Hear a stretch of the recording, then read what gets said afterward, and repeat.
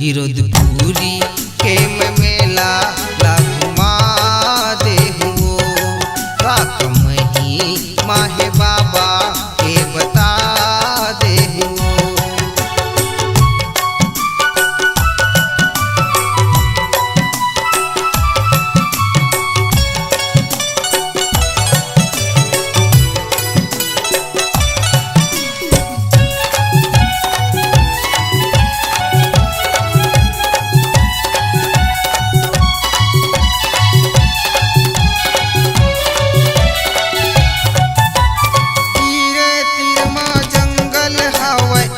महे छता पहाड़ी ओ बीच महे छता पहाड़ी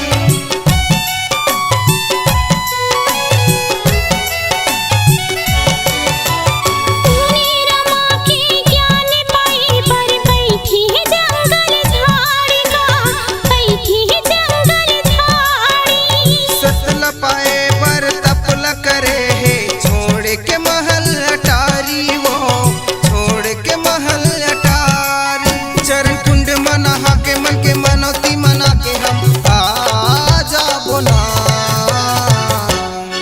गिरधपुरी के मेला ला घुमा दे नगा का कमही माहे बाबा की बता दे नगा।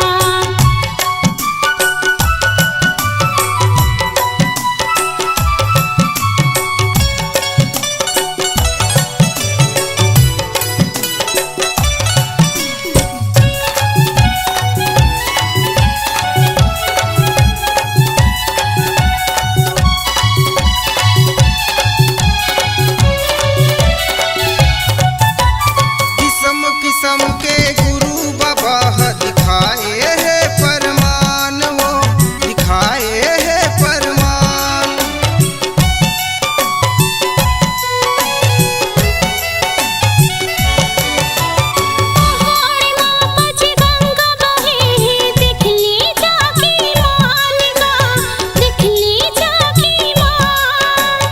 अमीर गरीब के भेद न करे सब बोला माने समान वो सब बोला माने समान।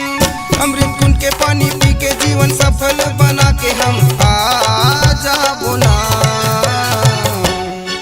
गिरधपुरी